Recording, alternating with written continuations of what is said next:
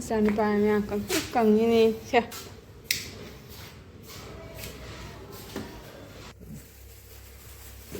You know free yung niya.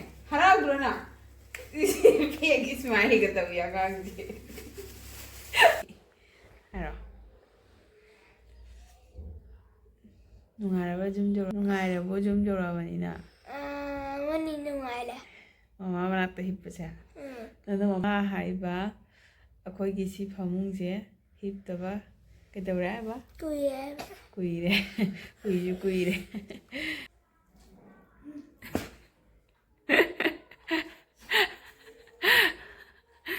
Thì cha mami cứ xít cụt nó lôi rồi panin dadah lại he chi hukul lu na na asi jara ba makut kasi lu ini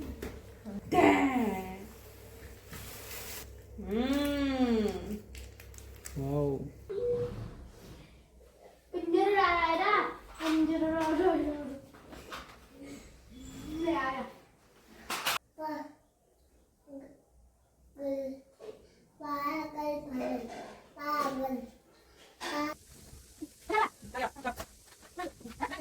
Hello everyone, welcome back to my channel. It's now mayam comment to narike mayam ngasi di aigi shu jamna harabu numini mayam di chani pa ngasi pharaga hospital lagi discharge tawre ado chani pa halani hanji ma hanji lambi de laiye bako ado moi gari phangbodo khara ware hai aduduna khara thenge lakpa hanji lambi de lai jawrani aduna aisu haraure ngasi se aisu hanji kolu tuma changa ga lai du thalor pata ngai ri bako lai du thara leire ni makto haidi paneer jam pa me aibedo ma ate hinjang di cha de bako chagan de do paneer jam pa me duduna paneer su aina khara thong bi gain tawri bako paneer se siga leire ado actually paneer se haidi jam na kan na pija babudi ya bana te ba kai ne di diet to mangon da digest of the wa do ni aduga atopa taroga dem da cha da na sukto leidori ba khangbra adu do na aina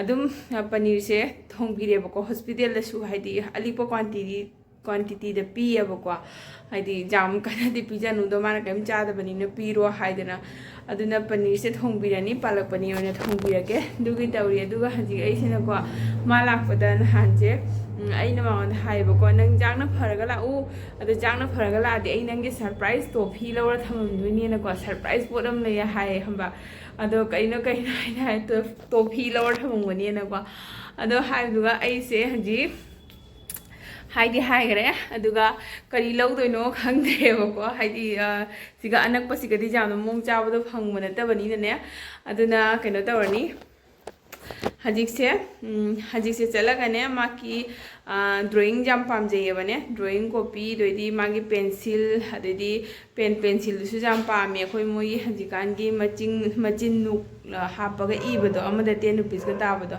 adu dana du de lobby ge tawin oh sana pa niya kang ini siya.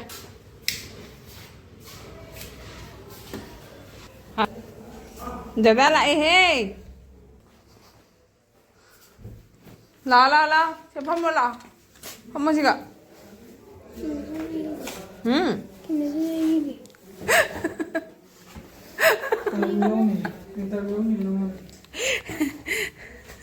Kaino niya. Surprise! Mai chan pa me kang tu kang ini. Ko di. Na asi jara ba? Makut kasi lu ini. Play. Dang. Dang.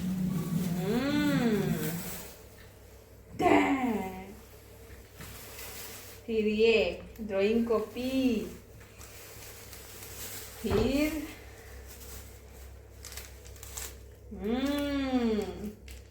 wow ये नोक रही है उन्हें हरा दो ना ये किस मायने का तब यार कांगे si hàng đồ rượu này, si hàng đồ rượu này sẽ, si hàng đồ rượu. Cái nữa đó. Cái gì này? Hả? Hàng đồ rượu, hàng đồ có ăn được không? Má hàng đồ này. Pam được không? Hả? Khusuôi rồi bố. Kinde 저도 좀 봐요. 작은 흔히 작작하자. Cái kia trong tủ tôi không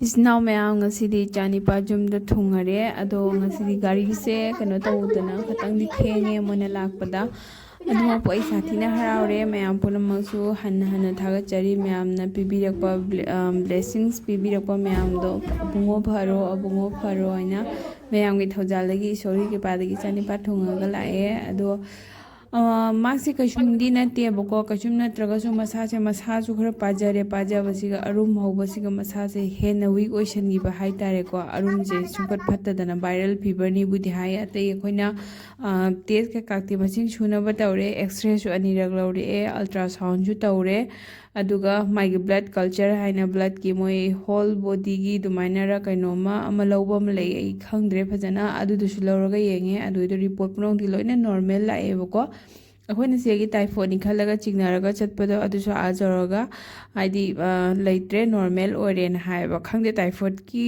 canoe से actually canoe तौबनी antibiotic अयाम्बा treatment तौरी हाइना आइना ताएबको आइना ममांगदा hospital लेबा मतम अंगांग अमखक सुमाइना लाकपदा मोइदि antibiotic तना treatment तौगदबनी typhoid chain आइना ताएबदो antibiotic दि जुमदगी थारगा लेबनिना हौरकपदगी अदुनरा खंगदे आदा चलगा मामति typhoid चु लेरमद्रे normal ओरमे अदुगा ngasi haidi halebo ko mana maki halakpase aina makse palak panir pame aduido aina thongbigen tawbodon ko mudum moise ngaibaga aina amama tawbaga process se palak panir oidi khut koirani aina panir se tawga aina normal isam chana mai masla amta hapta bide thonge bako ado ma'am हलकगा मनाव नि पासी कुइरे उनदबा अदो आंगांग सिंग हाइबसि अंगपनि को आंगांग अतोंबसे ma'am उदबदे तु थादरने जुम जिगा लैरिसे तुमिना सुम लैखमब्रा वा कामतंगांगदे ma'am लापदे खरा ngang खोतना सानरिनेबको ma'am बसिगा मानंग हाक काखत ngahak taw tong ro khoina di masangam dabani na tawhaning di ko tawise jemo lam heli ngausenari ba khangra ade mayam basiga pamu na hari ba khangra adoni ma mayam basu busi khatang masagi khingba du main tawreba jang magi paneer thongire paneer ai do basi paneer sa masala ko jang si hari mayam basu wis beautiful blessing bi bi rakodo ade minasi ko sum cham na thongina hawram ja How do pani chama sa proba? GoPro ke. Hambo thong do hawra. Angau baga. Cha. Tao nó bạn ngang em cái gì mà nó bảo. Tawa.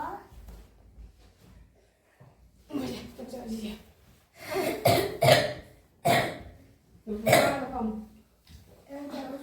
Puro mình chả, không được.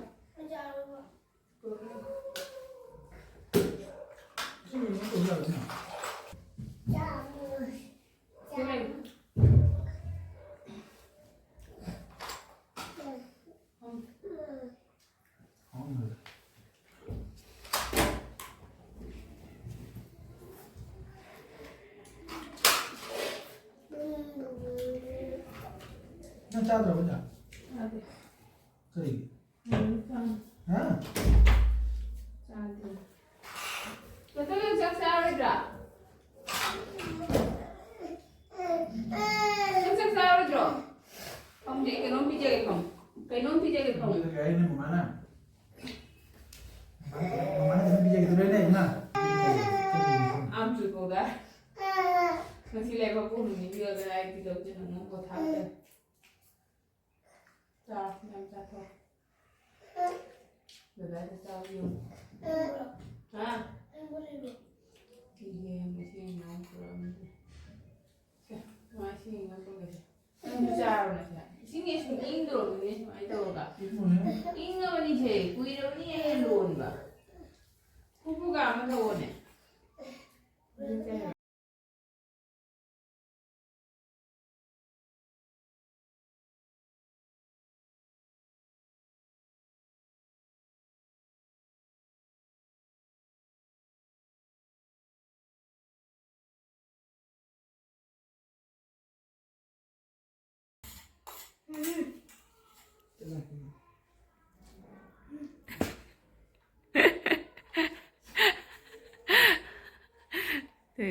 Cha mami kusit kut na loy uh gare गया क्या pani thonge na अच्छा बच्चा कुछ बात हो जा रहा है मैं भी जाता हूँ kaya to yang ko jala jaw अच्छा कौन ड्रेस पहनना है कौन ड्रेस में ऐसी कोई नंग फोटो जाओ kuch gai ma'am aro nungaraba jum joraba nungaraba di jum joraba ni na हाँ nungaraba jum joraba ni na मनी नुआले mama manakta hippasa nana mama me am miss tawira mama ke am miss tawi ka mama hinga tumde mako ka jiyeba mama khanba nanu nanu nani ang nama jati khamba na na kuduro ga na wanda kaso haide ma haiba akoi gi si phamung je hiptaba kedawra ba kuire kuire hippeng sini tra sia nungai ba ada jo nungai ba ada itu nama senina asin bistu patte ada de hippa patte aba anu ada phang na tikana sana na thamma ba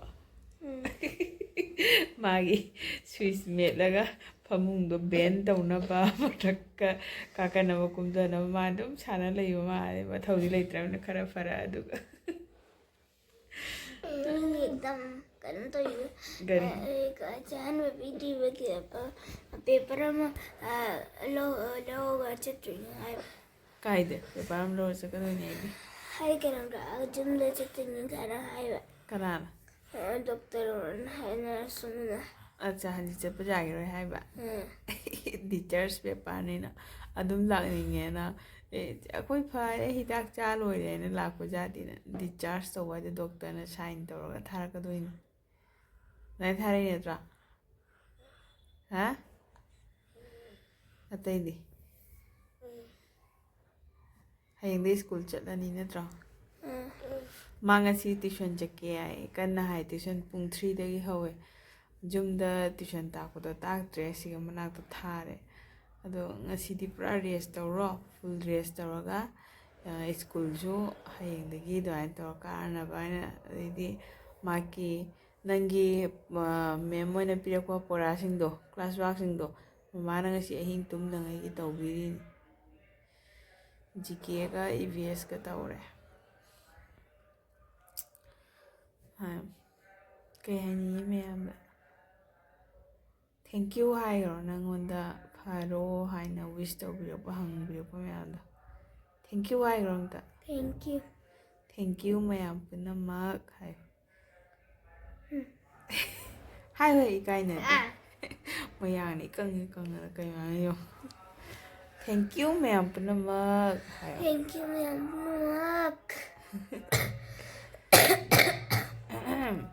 hidak piraktra na प्रेरणा do hidak to cha da machine ji सुपरे ha machine सुपरे swana moi steam tawnabda खंदे estimate angang ngoida tawwa pam to lok thungaga tawbudo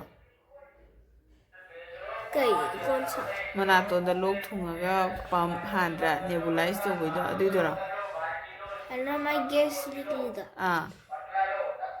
don't पे du tawdadi na pana sawoidro halakbada